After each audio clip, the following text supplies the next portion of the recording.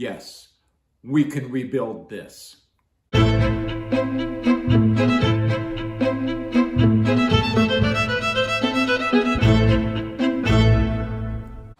Welcome to Robert's British Cars. This is a supplement to the reconstruction of the front crossmember and suspension on our 64 MGB restoration. That was a mouthful. We're going to focus on rebuilding this Kingpin and Axel. And it's been sitting in the woods for 24 years. As we take a closer look at this beauty, we can see we've got a lot of crud to scrape off of it. And I suppose we'll start by taking out this bolt and this nut and removing the Kingpin from the axle. Well, this part is pretty simple because I've already taken the nut off of it because I had to get it off the lower wishbones. While we're here, we'll see about taking off the grease fitting, or I like to refer to them as the Zerk fitting. There it is. There's 3 of them on here. There's 2. Here's the 3rd one here. Where's my pliers? Where's my pliers? I don't know. I can't do shit without my pliers. Here's the nut on the upper trunnion, I think. We got to get that cotter pin out.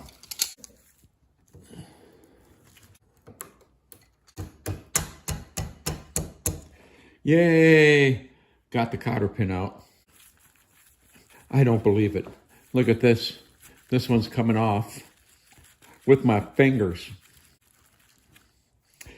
That was so easy. Let me show you what it took to take off the one from the other side. This is the Kingpin, right? I got to get that nut off, and I can't. So here's my solution. Here's a 15/16 socket. Here's a breaker bar. Let's see if I can pop this loose.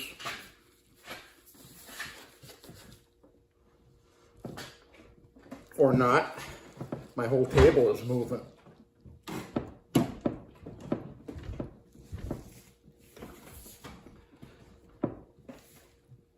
There we go. Now, to me, that seems like that nut was a little on the tight side.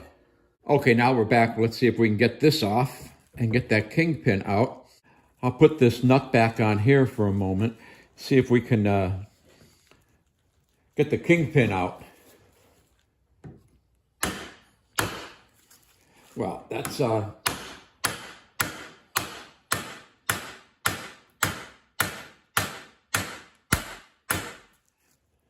working out very nicely. I thought it would come out a little easier than that.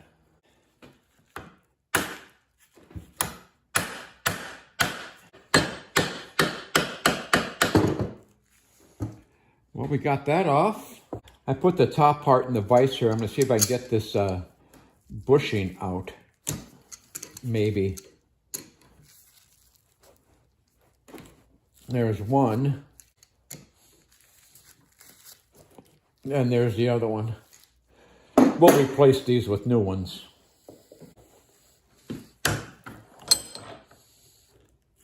And there is our Kingpin.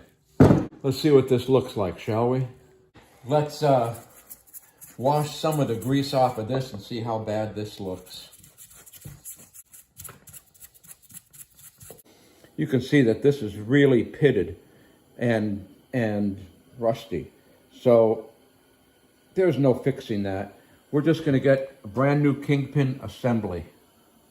You know, I'm standing here scraping the junk, the old grease and everything off of this before I clean it up and then de-rust it. And I thought you might like to know what this is supposed to look like. It's supposed to look like this. This is the one from the other side that I already cleaned up. So yeah, that's where we're heading. This is where we are. This mess right here is actually 3 pieces. It's called a dust tube. It keeps the dust off the Kingpin. And that's a spring. I don't know. We got to get this taken apart. It's a cluster. Okay, so what I'm doing here is I got a little wire brush and I'm trying to clean the crud out of the spring, because if I can clean the spring, I can compress it, and that's how you get the tube out.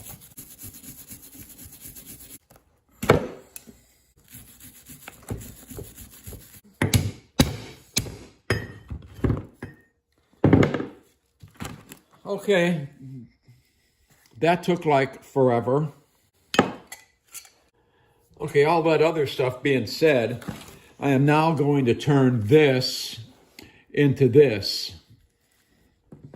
And it's going to be really boring watching me do this, so I'm just going to go do it. We'll come back when I'm done.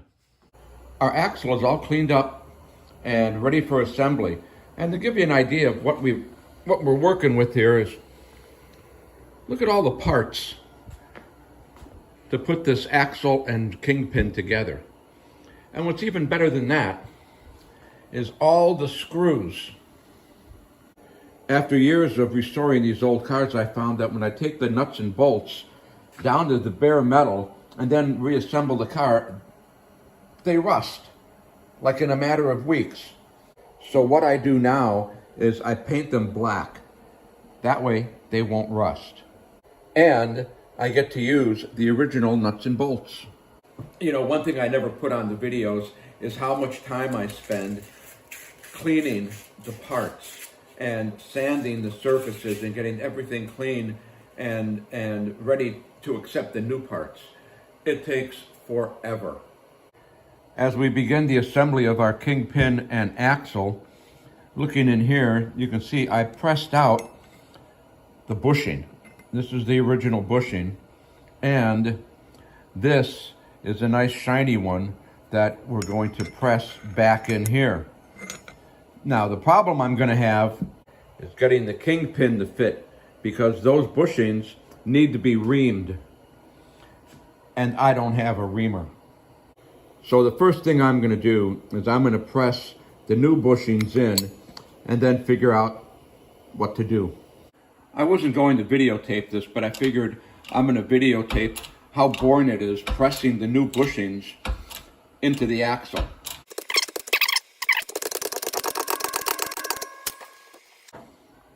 Ta-da! Here's the bushing I just pressed in.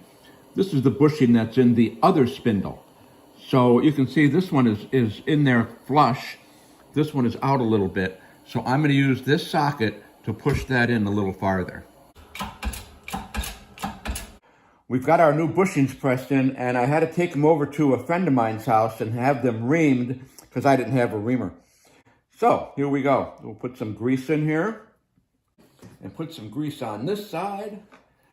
Before we put the Kingpin in, we have to put in the dust tube. That's 3 pieces right here. Put the spring on. Oh, note, I had to sand the paint off because I couldn't get them to slide. So remember that when you're painting these parts. Maybe you want to paint them after you put them on. Anyway, we have to compress this like that. Get it on top of that rubber seal and into the top. So I'll put the top in, and then I'll put the bottom in. And there you go. The dust tube is in. Now we're going to put our Kingpin in. And again, we got this little O-ring on the bottom here that has to get seated. There we go. Oh, well, that went in pretty hard, but it's in, and it's turning. So now we have to put on the trunnion. And if you remember, when I took this apart, the castellated nut, which is what I think it's called, that was on the top of the Kingpin, on one side, it was so tight, I needed a breaker bar to get it off. On the other side, it was finger tight. What is correct? Well, right here, as you can see, this is the new Kingpin, this is the old Kingpin, and the old Kingpin has holes in it for cotter pins or split pins. The new one does not. The old Kingpin used the castellated nut that you would tighten down and put a split pin through to hold it. Okay? The new one comes with a lock nut. So what is correct? To answer that question, let's look at the contents of the Kingpin rebuild kit. What do we do with this nut? We don't use the castellated nut because there's no hole. We're going to torque this down, according to the book, to 60 pounds. When we torque that down, we have to have the right shims with the brass washer in the trunnion, okay, to get the right rotation, the right feel. If it's too tight, the shims are too thick. If it's too loose, the shims are too skinny. They sent me 6 shims, 2 of each, 2 thin, 2 thinner, and 2 thinnest. I'm going to eyeball those up to the ones that came out. Then what we're going to do is put them in the trunnion, put the trunnion on the Kingpin, and torque that nut down to 60 pounds and see how it swivels. So I have 2 spacers in here.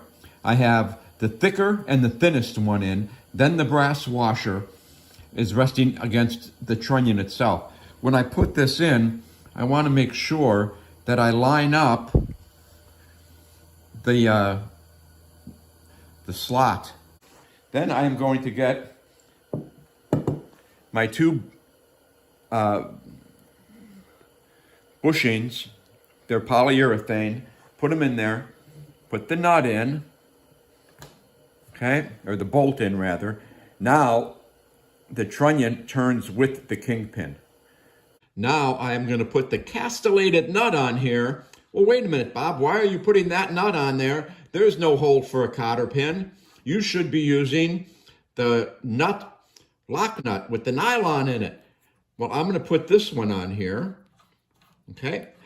Then I am going to torque it to 60 pounds and see how my axle swivels.